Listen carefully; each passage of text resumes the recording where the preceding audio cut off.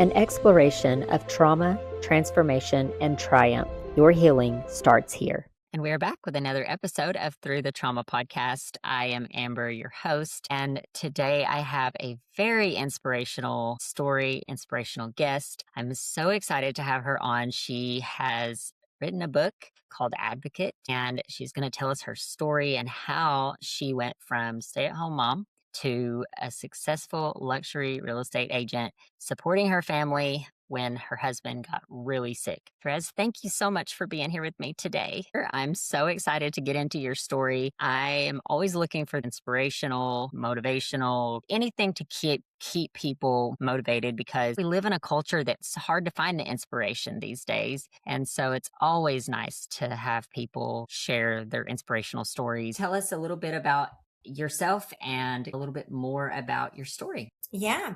So I met my husband when I was really young. I was only 18, fresh out of high school. But I immediately knew that he was my person and he was the one. And despite my feelings or what I thought, everybody said I was crazy and, we were way too young to get serious and all the things that people say. But we ignored it and we went with our feelings. We got married. We ended up to go on and have 4 kids every 2 years right away. My first one was born. I was only 21 when I had my first child. And my husband worked incredibly hard and sacrificed a lot to support us and to allow me to live out my dream of being a stay-at-home mom. That was always what I wanted to do from the time I was 5 years old, was just be a mom. So I was so grateful, and we sacrificed, we struggled, and we slowly built our way up to a great life and had 4 kids, and everything seemed to be going perfect. And I think when you're really young and you think you've got it all figured out, you don't think of any challenge. You don't think of anything major because you just simply don't have that life experience. So in my brain, my marriage was great. We were young, we were healthy. Death only happens when you're old. So what did I have to think about that for? So I never thought about the importance of having a career. And quite frankly, I didn't believe that you could successfully raise children and have a career. To me, it was impossible. And so that's how we lived our life. It was very old school. I took care of the kids and the house, and my husband provided financially. And we were thrilled with that arrangement, and it just worked for us, and everything was great until one day my son brought COVID home from school, and all my kids got it and were fine. I was the next one after all the kids to get it, and I was the sickest I'd ever been in my entire life. I could not even move. And thankfully, by the second week, I started to improve. So when my husband was the last to get it, of course I was worried, but I just assumed that, he was feeling like I was, and by the second week, he'd be fine. On about the third day of having all these horrible symptoms for him, we went to bed, and in the morning I found him dead on my couch, completely dead, like no pulse, not breathing, eyes rolled back. And that 911 call led to 10 excruciating months in the ICU in 3 different hospitals. He was given less than a 1% chance to survive. He was on maximum life support. Every other day, they were telling me it was the end. It was all kinds of emergencies. And that is how Advocate and my entire story was born from that moment. You found him dead, and then the emergency, I guess, came and revived him. Yeah. So he had, in the middle of the night, developed a blood clot in his leg that traveled to his lungs and stopped the airflow. And the paramedics said that if I had called 1 minute later, there would have been not even a chance to revive him. So much so that the ambulance sat in my driveway for 30 minutes. And I was convinced that he was dead, because normally you think an ambulance, they rush off to the hospital.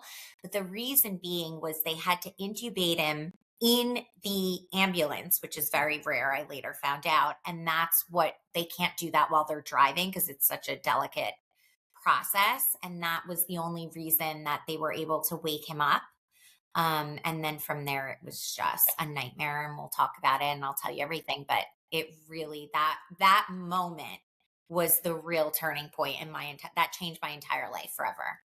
Were you concerned? I mean, I'm sure you were concerned if he's going to live or die, but then during the time he's in ICU and you're not really sure what's going to happen, were you concerned of brain damage? That was a concern later on in the ICU, only because once they intubated him, he was of sound mind. So we knew, like, he had woken up and he knew what was going on. What happened from there is they transferred him to the ICU. And unfortunately, because it was COVID, I was not allowed to go there. So I had no idea what was actually truly going on, other than they told me he was in severe condition, that it would be a really long time before he would ever come home, and that they had to put a BiPAP mask on his face. And the protocol during COVID, when something like this happens, was to immediately give them remdesivir, which was a brand new medication on the market. And later, what we found is that remdesivir fills the lungs with fluid and shuts down the organs. So after they did that, 3 days later, they called me and said he needs to go on the ventilator. He's going to die. And I had to consent over a FaceTime. So from there, they put him on the ventilator. And by the end of that week, they called me and said that he was maxed out on the ventilator. And that was it. I had to make arrangements and say goodbye. That was it. He was going to die. And because my girlfriend, a few months prior, her brother was on same exact situation, except he was in a different state, and they put him on what's called ECMO, and that's maximum life support. And that's a tube that goes into the neck, and it circulates your blood through a machine to oxygenate it and keeps your organs alive. And that was the only reason I knew about it. So when she called to say, come say goodbye, make arrangements, the ventilator's maxed out and failing, I said, well, what about ECMO? And their reply to me was, well, we don't have that here. And I said, well, I'm going to find it, because my husband's not going to die. And that was the start of advocacy. And that was the start of me realizing that I needed to take control. I think as humans, we are trained to trust the doctors. They're the ones that go to school, that have the education, and we need to listen to everything they say. But what we don't think about is that these individuals are overworked. They have millions of equally as sick patients, and their only job is to follow protocol. And that's what they were doing. And liability wise, they were covered because they were following protocol. So when I tell you that I went to the end of the earth to find this man ECMO, I can't even tell you what I did, because it will be here all day. But in short, I found him ECMO at a hospital 20 minutes away. I had him transferred. He was immediately placed on ECMO, and that bought me time for the next excruciating 6 months after that. I just have to stop here and mention this, because Absolutely. the power of a woman, it's like women are so unstoppable. I love this. I love this about women. I love the fact that when we set our minds to something, it's going to get done. And it's no guarantee that it's going to work, but you bent hell and earth to get this done. And especially coming from being a stay-at-home mom, which I don't think this, but people will deem this as like, oh, you're just a stay-at-home mom. You come through in power and in strength, and you fought for him. And I think it's such a beautiful story. And it's so inspirational to other people because the medical field, they tell you this is how it's done. And we look at them as experts. But if we don't take a stand, then sometimes things don't get done. And I love that you made that point that they are overworked. A lot of times I come out of the medical industry as well. They're still human and there's still room for human error. Absolutely.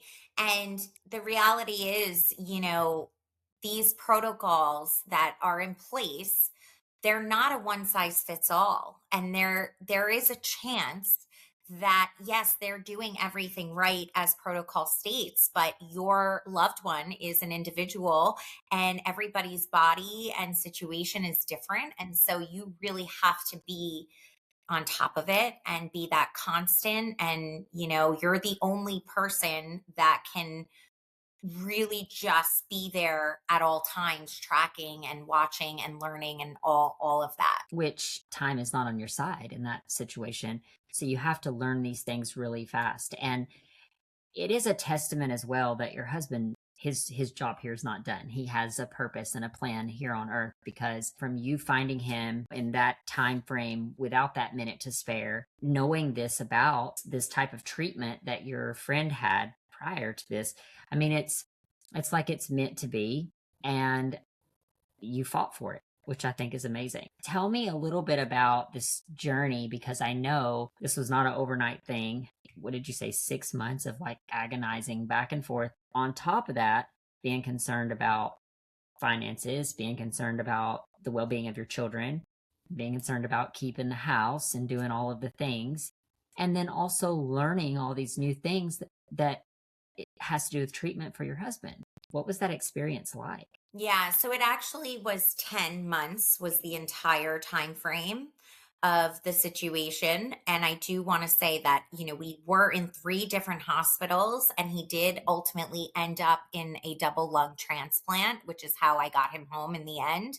And so to touch on your point, the entire experience was a huge change, learning. I'm the type of person, I grew up incredibly fast, so I never like to ask for help. I tend to be somebody that, well, I used to be, I should say, somebody that did everything myself and I've got it. And so what I'll say is that transition, once we got to that second hospital with the ECMO, I truly had to release that fear or whatever that feeling was of I've got this, and lean on my tribe and accept the help. Because the reality of it is I no longer could do anything that my daily task entailed. My only job and my only focus was getting my husband better and being there and advocating for him, which meant I didn't see my children. I barely was at my house ever. So I leaned on my community, on my family to help take care of the kids, the house. Thankfully, we were able to, financially make everything work because there was no way I was going to be able to work and not be there.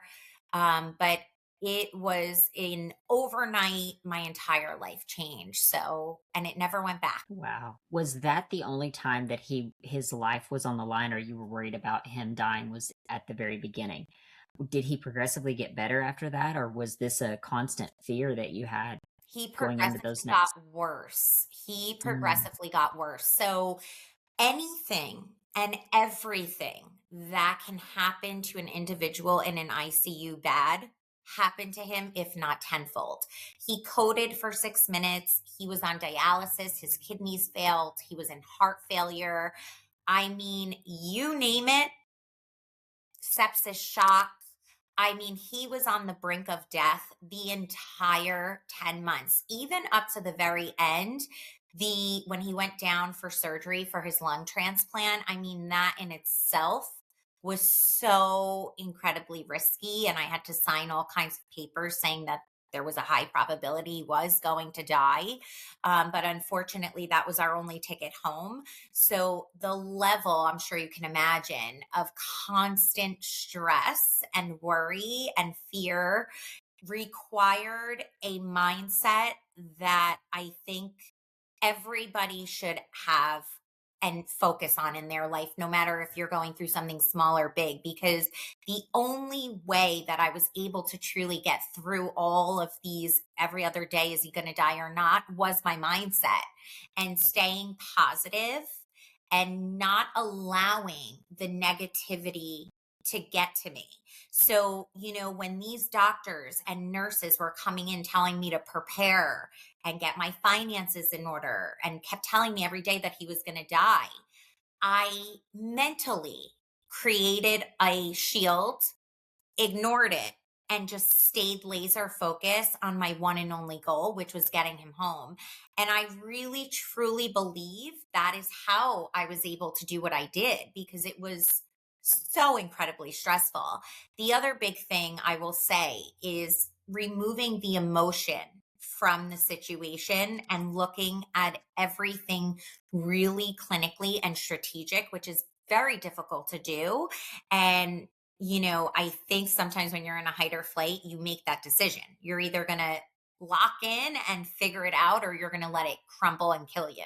So that is a big thing that I had to do. Everyone has the ability to think positive, to activate that mindset. It's just, do we have the know how, and are we going to choose to do it? Stories like yours is so inspirational because it shows people that you do have the ability to do that, but you have to stay focused on, like you said, the one and only goal, which was keeping him here. How was holding up everything? So like you had people staying with your kids. How were they doing through the process of this? Yeah. So I think because my kids were younger at the time, my youngest one was a baby. So she had not a clue what was happening. But with my other kids, I really shielded them. They knew that their dad was really sick, but they never saw me cry. They never saw me freak out. They had no idea to the extent of exactly what was happening. They just knew that he was really sick and I had to be there to get him better. And that's why I wasn't around. And everyone at the hospital used to say to me, "Your kids need you. Go be with your kids."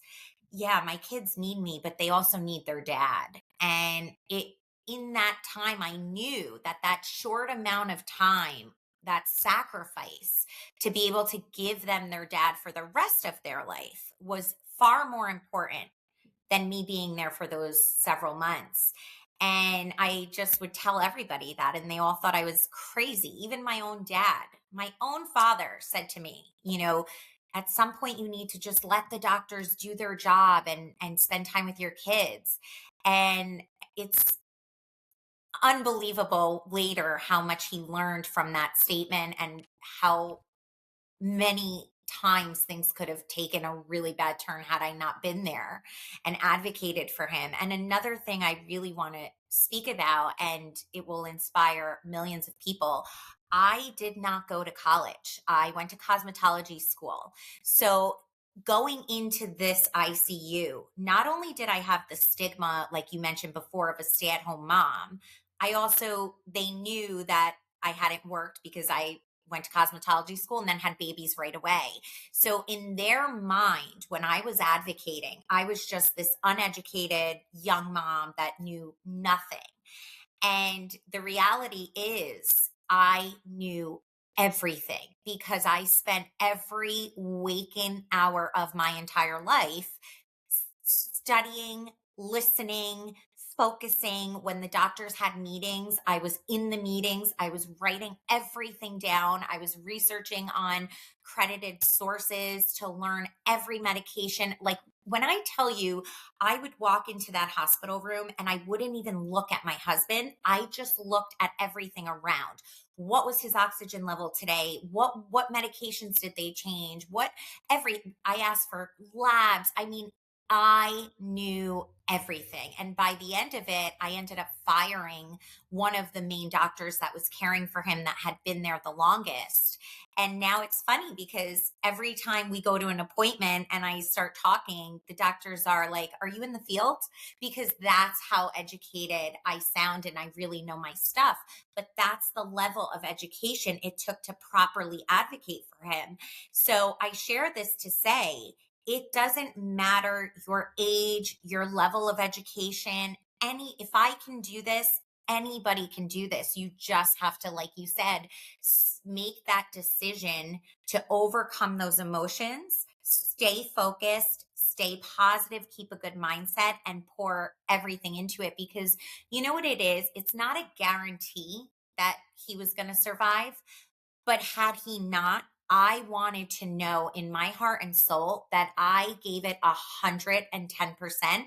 And there was not one more thing that I could have done. I never wanted to live with that guilt or that question of, could I have done more? No, I knew for certain that if he died, I had done everything and more. Was he conscious when the nurses and doctors were coming in and saying you need to give him, your final goodbyes, or No, were he you was in a medically induced coma for Mhm. 4.5 months.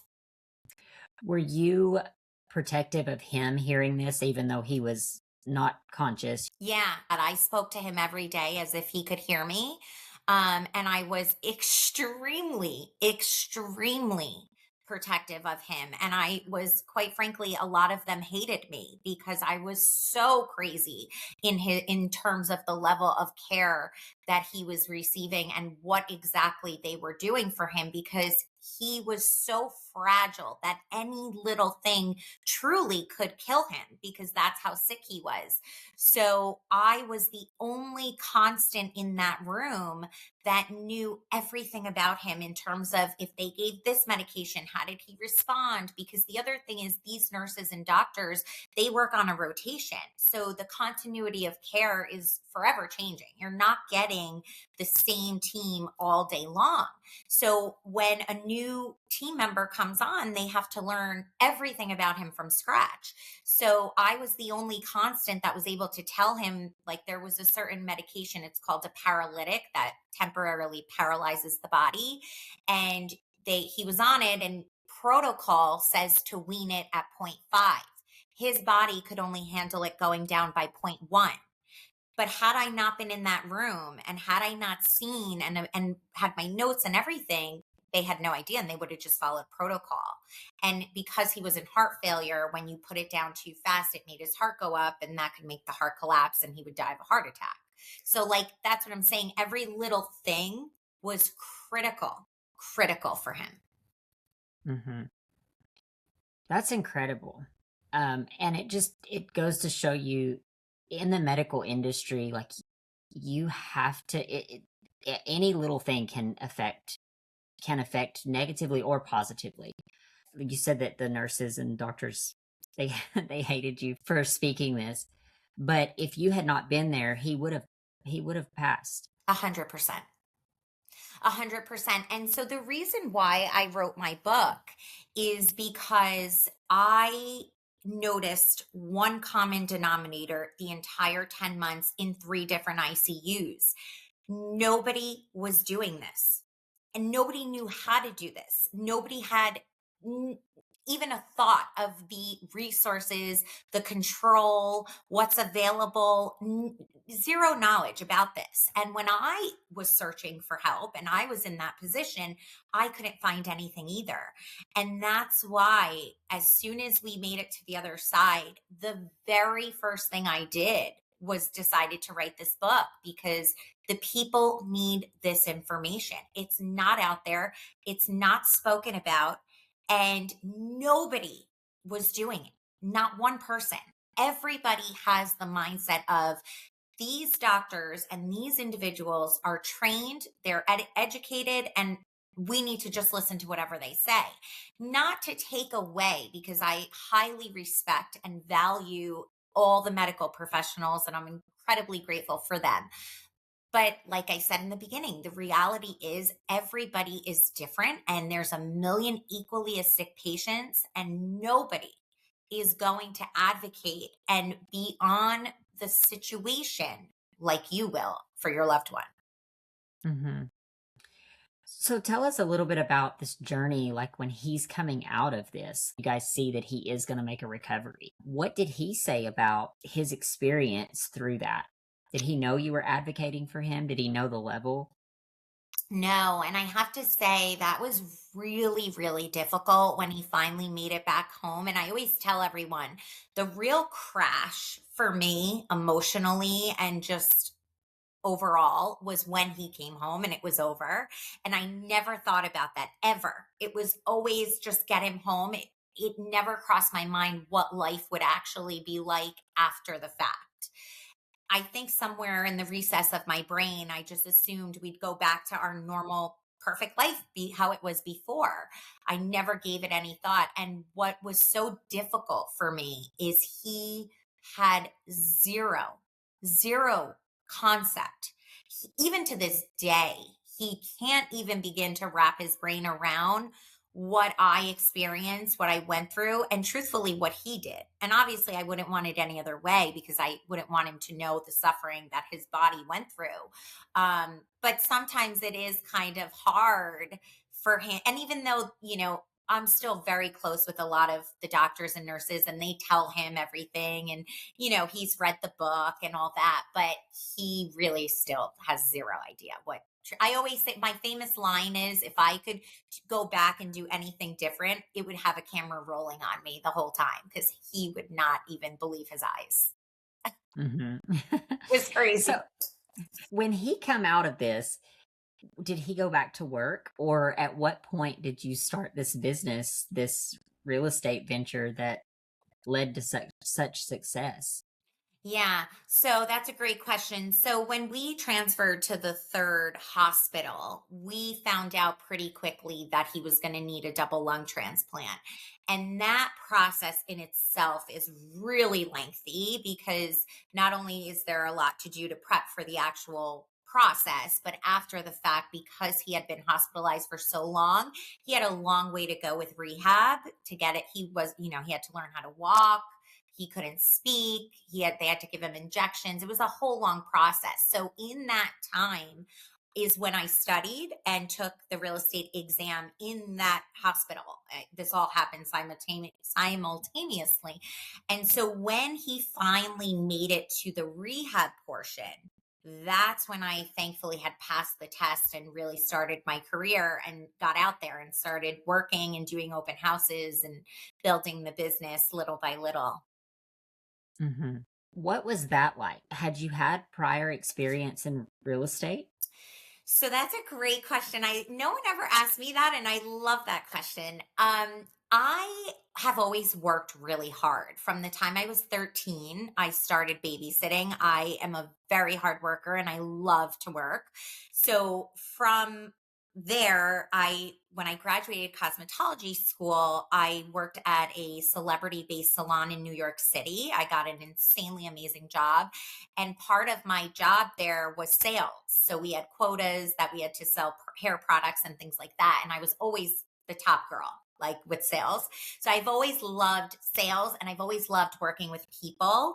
The reason I chose real estate is when I was looking for our house, I went through about a million realtors. I hated realtors and I loved real estate and design. The house that we purchased, I redid and we spent the 3 years looking. So I really got like deep dive into the look of the business. And I saw that there was a really big need for an agent like me that really loved it and cared and wasn't just pushing any house for the commission. And I felt like that's what a million agents did with us. They didn't even care what our family actually needed. They just wanted that check. So the first house we would go, they're like, this is perfect. And I'm like, what are you talking about? This is not one thing I want, So that's how I really honed in on that's what I wanted to do. And I think when you go after a career that you truly love and you're passionate about, success automatically follows. So I'm glad that I trusted my gut and just went with what I loved. So did you know people in the industry or did you just jump right in? No. So, as I'm sure you can imagine, this industry is super overcrowded. Everybody and their mother is a realtor, and it is very difficult business. And when I went to take the course and decided I was going to do this, I had zero idea what I was getting myself into. I don't know why in my right mind I thought it was going to be easy, but it is the hardest, most rewarding job if you don't have connections, which I don't know anyone in real estate. My first year, I failed miserably. I couldn't really figure it out. It was really difficult. Nobody wanted to help me. The agents that were selling a lot of real estate were super secretive, but I knew, just like in the hospital, that if I was determined and I put my mind to it, I would find a way. So, what I ended up doing is I hired a real estate coach, and she taught me and trained me. And from there, after that training, sky's the limit. I started a team, I started really building the business, and now I love it. And I sell a lot of real estate. How long have you been in real estate now? Almost a little over 5 years now. What a beautiful thing that you took your pain and turned it into purpose, and you're rocking it at doing this job now, which is amazing. Is your husband, he's doing better now? He's back to health? Thankfully, he is fully recovered. If you saw him on the street, you would never know what we went through. Which is why it's so important, I think, to share stories, because I often say this: you never know what type of trauma somebody's been through, what they've walked through, the kinds of things that shaped them or even pushed them into things like this. You're obviously extremely good at what you do. You saw a need and you filled this need with something that you saw the market needed. It's the perfect story of sharing pain into purpose. Now that you are in real estate, is he back working He now, is. or what are your kids' ages? My oldest is 13. Then I've got 11, 8, and 6. She just turned Awesome. 6. Yeah. Do they to this day know what you went through with their dad? I think my oldest has the deepest understanding of it. I don't know why that question makes me so emotional. But I think just my oldest really has a deep concept of it. And I think she's a girl. So for me, it was so important after this for her to really understand how important it is for her to have a career and be able to support herself, because you just never know. Like, I never thought of this ever. Did I think this would happen to us? You have this amazing mindset. What advice would you have for someone that maybe they're struggling in their mindset or with positivity or with confidence? Because it all boils down to believing in yourself. And even though you kind of glazed over some of this, I caught it, like from the cosmetology school to the babysitting to the cosmetology school to advocating for your husband to learning the medical field. You almost could have went into medical with everything that you knew. If you had to speak to someone about mindset specifically, what kind of advice would you give them? I would tell them that it's not what happens to you, it's what happens for you. And no matter what you're going through and how bad it seems, it can't stay that way forever. And you have control over what happens to you every single day. And if you speak to yourself and you surround yourself with positivity, I can't even tell you the amount of family members I've cut off from my life. Just cut off. Like, I will never speak to you again, because in that time, the last thing that I needed was anybody speaking negatively to me about the situation. It will eat you alive and it will affect you. So be very mindful and intentional about who you allow around you in your space, and only surround yourself with positivity, because it will help you stay positive and focus on getting out or getting on to the next level of whatever you're going through, because nothing bad lasts forever. That's powerful right there. Obviously, you've made an impact in your life, your family's life. How do you think this has impacted people that have watched this happen? So, family members that was helping, the community that was helping you guys through this. How do you think it's impacted them? Oh my gosh. I mean, I still get messages of how inspiring and how much it's helped them. Ironically enough, one of the moms in the town that I had gotten the close with, who was driving my kids every day to and from school when I was in the hospital, shortly after we had come home, her mother went through a stroke.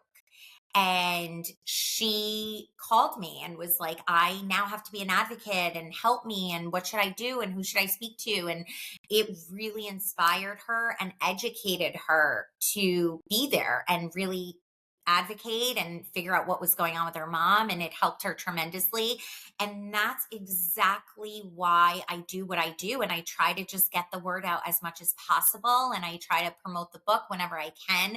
Although I'm not going to lie, real estate is my baby and my primary focus, but this is still very important to me because I know how many people it will help and it will inspire. And everyone around me has definitely taken a lot from it. There's moms that used to be stay-at-home moms that now have gone out to work.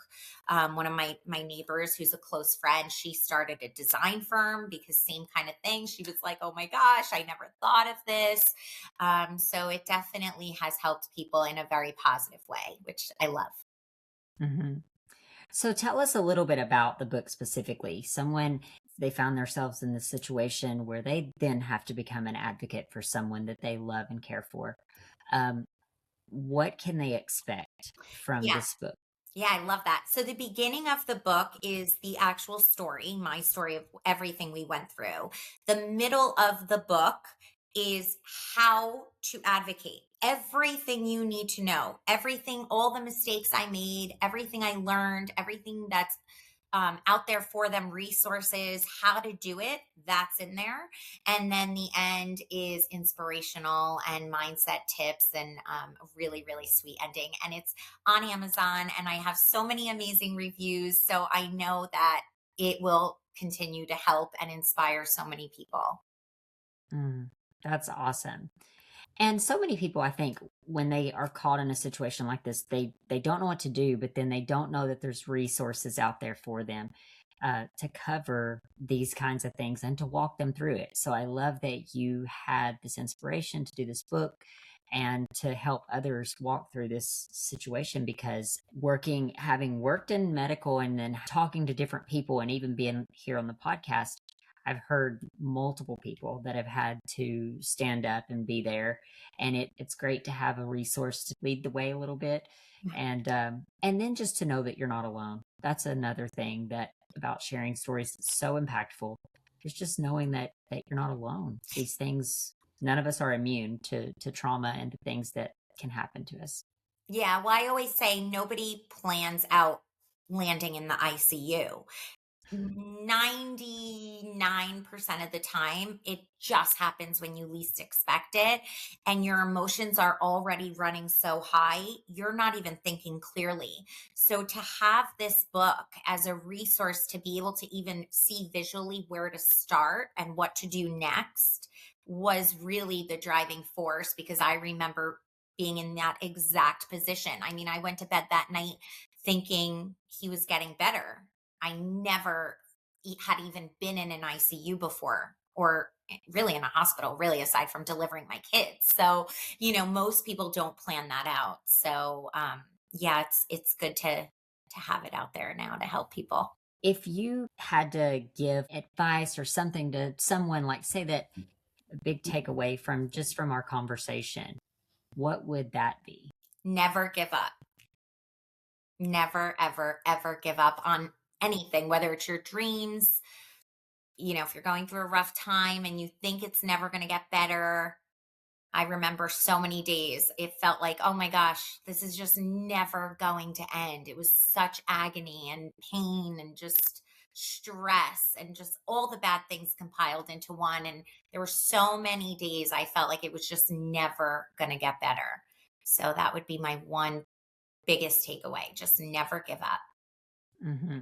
And one thing I just want to mention specifically about your story is just that always believe in yourself, because like you are a prime example of that you do carry, people might carry this stigma of like, I can't do this because I'm only this, or I'm only this, but you kicked all those boundaries to the side and just moved right through. So I think that that's also something that it's something that I'm learning. I constantly have to learn, because we're hard on ourselves sometimes, especially as women, as moms, we're sometimes hard on ourselves. So yeah, I just really want to pinpoint that, because I think your story is a true representation of just the belief and the positivity, and that it doesn't matter who you are, you can fight through these things. So absolutely. Terez, you have been amazing. I love your story. I love your heart. I'm excited to see your book. And you said people can get this on Amazon. Where else can people find you? They can also come to my website, www.terezdepasquale.com, my first and last name. And I have a really awesome website. Come check it out. Now, on the website, did they find your book and your real estate? Yeah. So the reason I said my website's so awesome is I've gotten so many clients from my story. I think it's so important, especially in real estate. You have to show your individual, like you can't just be everyone's a realtor. So it really, I stand out because the way I advocated for my husband is the same way I advocate for my clients now. And when they hear my story, a lot of times they forget that we're there to list the house and they just go right into the whole thing. So, and it's like one client, her mom was sick. And so she really it's just, it's tied together really nicely. So my story is there, my book is there, and my real estate is there. Yeah. Which goes to show you too, the importance of sharing your story. People relate to true human interaction. And I think being able to see that you're a real human, that you've been through real things, and it probably helps people trust you and open up to you even more. So I encourage everybody, on whatever level you're on, share your story. I mean, obviously not being on podcasts or stages is not for everybody, but even in small, I would encourage everyone that's listening, you have someone to share your story with, and your story is inspiration to someone. So we don't know that if you don't share it. I totally agree. I really do. Yeah, I love it. I love it. And I love your story. I love your heart. Thank you so much for coming on and sharing with us today. Thank you so much for having me. Hey there, friend. Thank you from the bottom of my heart for spending this time here with us on Through the Trauma podcast. Your presence means more than you know. If this episode has spoke to you or gave you hope or made you feel just a little bit less alone, then I would love it if you would take a second, subscribe, leave a review, and share it with someone who truly needs to hear it. Every share, every comment, every listen, it all helps our message get out and reach those who truly need it the most. Healing happens inside of a community, and together we are breaking the silence and creating space for transformation. Thank you so much for being a part of this journey. Until next time, be gentle with yourself. You are not alone.